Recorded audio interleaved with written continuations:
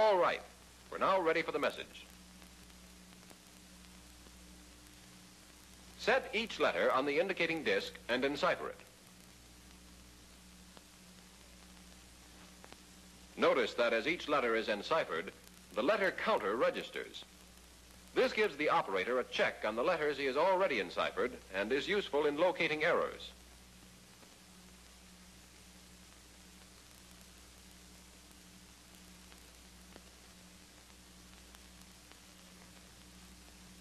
The next letter, U, is already in place on the indicating disc.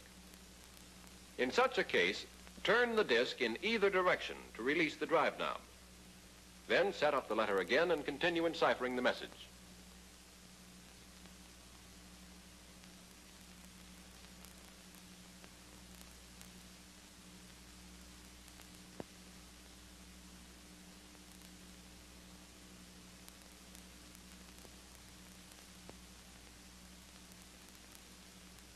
At the end of each word, encipher the letter Z.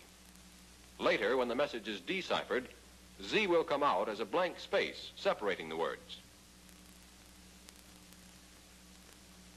Where a single letter occurs, use the phonetic name. In this instance, easy for E.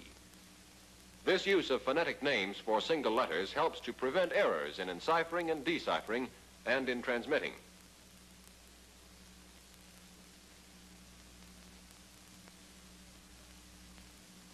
Since there are no numbers on the indicating disc, they must be spelled out. TWO for 2, and so forth.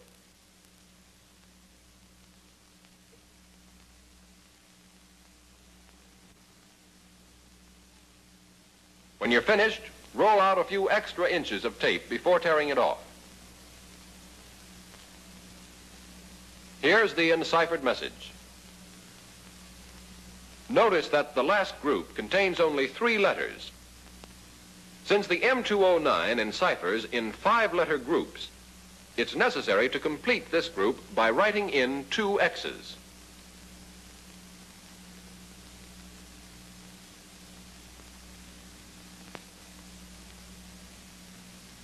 Now we have to add 3 indicators that go before and after every M209 cryptogram. The first indicator is obtained by repeating the letter we originally enciphered 12 times, the letter L in this case.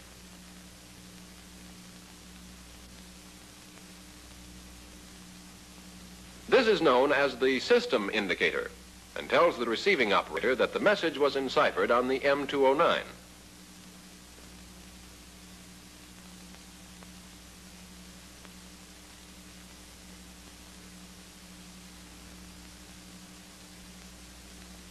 The second indicator is the external message indicator.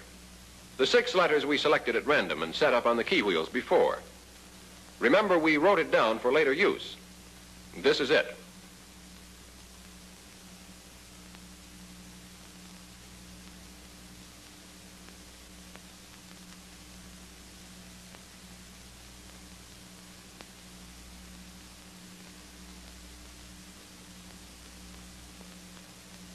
The third indicator is the key list indicator, which tells the operator what chart to use for his pin and lug setting.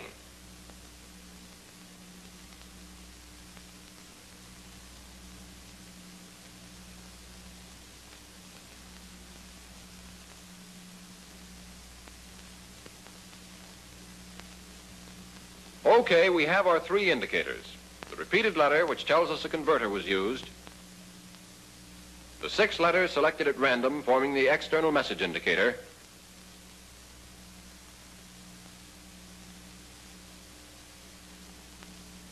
and the key list indicator for the pin and lug setting. Notice that we separated the first 3 letters of our external message indicator from the last 3 to get 5-letter groups.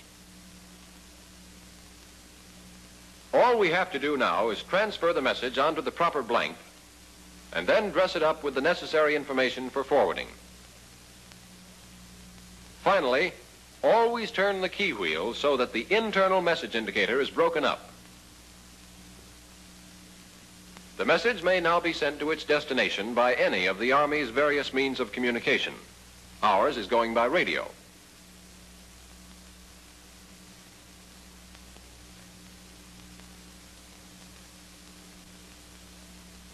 Here it is arriving at another message center.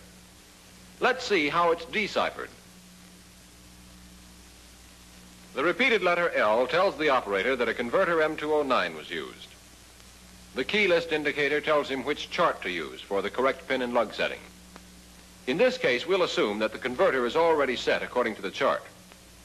To decipher the message, the operator starts by following the identical procedure used when enciphering.